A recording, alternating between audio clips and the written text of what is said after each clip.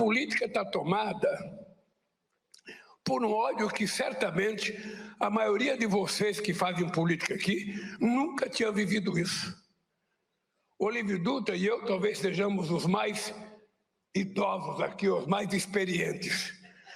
Mas a gente não estava acostumado a fazer política assim. A gente tinha adversário, a gente brigava, eles falavam mal da gente falava mal deles. Mas depois que terminavam os atos, a gente até se encontrava e, quem sabe, se fosse aqui no Sul, tomava um chimarrão junto, colocando a boca na mesma cuia, sabe, sem nenhum problema. Ou seja, a gente vai ver um jogo internacional e Grêmio, sabe, que não importa quem ganhe, é plenamente possível que um gremista e um internacional sentem numa mesa para tomar um chopp e discutir. Isso acabou no Brasil. Acabou nos Estados Unidos, está acabando em Portugal, acabou na Espanha, acabou em outros países. E está acabando em muitos outros países, Targão. A democracia está correndo risco. Possivelmente porque nós mudamos de comportamento. A esquerda e os setores progressistas antes criticavam o sistema. Na hora que ele ganha as eleições, eles passam a fazer parte do sistema. E a direita, que fica fora, vira contra o sistema. Quem é contra o sistema hoje, que critica tudo, é o Milei na Argentina. Até o Banco Central ele quer fechar, quer cortar tudo com serrote. É aqui o Bolsonaro, que eu não queria falar o nome dele, mas é a negação. Até hoje ele não reconhece a derrota dele. Até hoje não reconhece a derrota. Outro dia ele fala, eu não sei como perdi. Ele não sabe como perdeu, porque ele gastou quase 300 bilhões de reais e achava que não ia perder, e perdeu.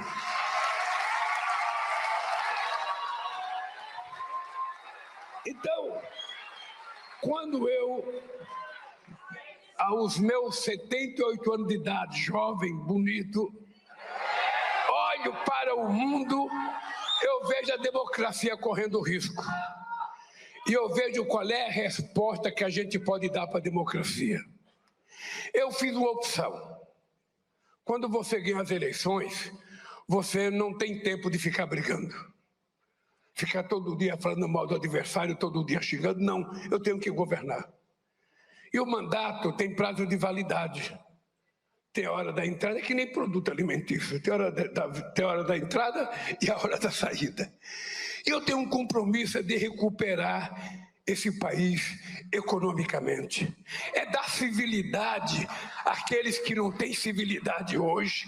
É recuperar o humanismo entre os seres humanos e é fazer com que as pessoas que foram esquecidas historicamente tenham outra vez e voz nesse país. É muito? Não. É o mínimo necessário que a gente tem que fazer. É a coisa mais simples e normal que nós temos que fazer.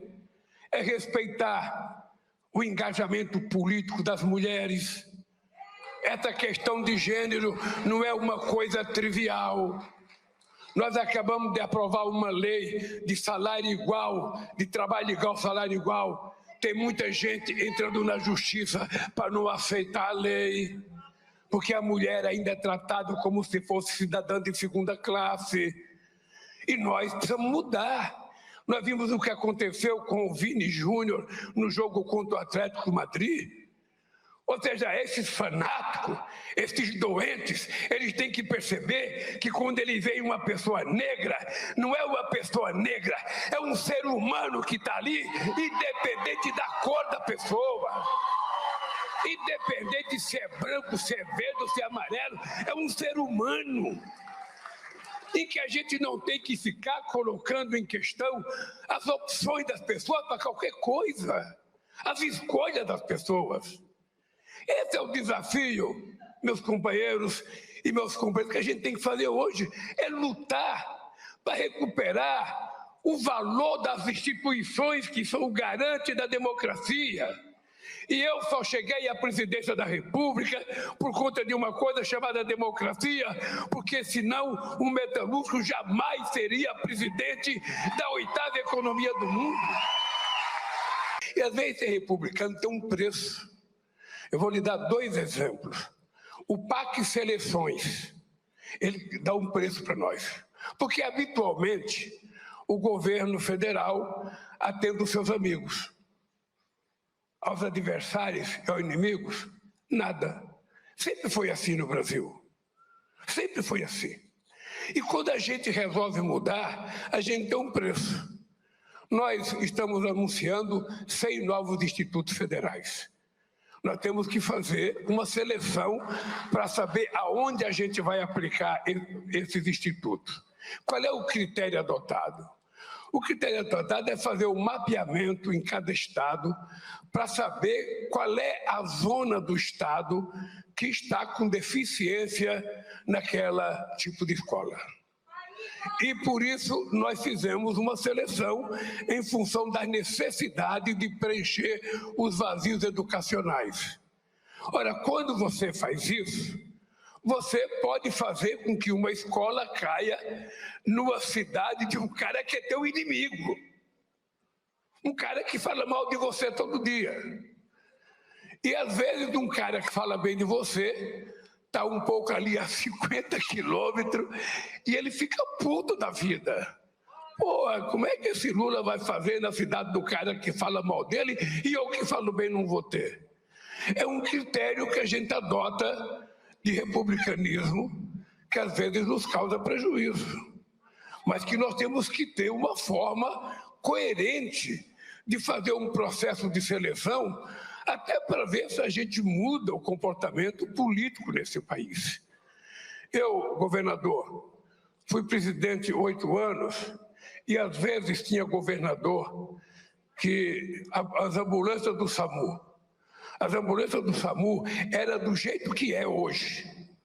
Mas tinha governador que pintava de verde, para não colocar nada do governo federal. Tinha governador que eu ia no estado, no trajeto do aeroporto até onde eu ia inaugurar a obra, tinha placa, governo federal, governo estadual, governo federal, governo estadual. Quando eu virava as costas, tirava tudo o governo federal, ficava só o governo estadual. Eu acho que essa não é uma forma honesta da gente, de forma civilizada, manter uma relação entre os entes federados. O correto é que a gente seja o mais verdadeiro possível. Então a gente quer construir parceria, a gente não tem interesse de fazer todas as obras sozinho. Muitas vezes a gente passa as obras para o governo do estado administra, a prefeitura. Essa é uma forma republicana da gente mudar e dar uma certa civilidade à administração pública brasileira, sobretudo no momento em que a política no mundo inteiro está tomada pelo ódio.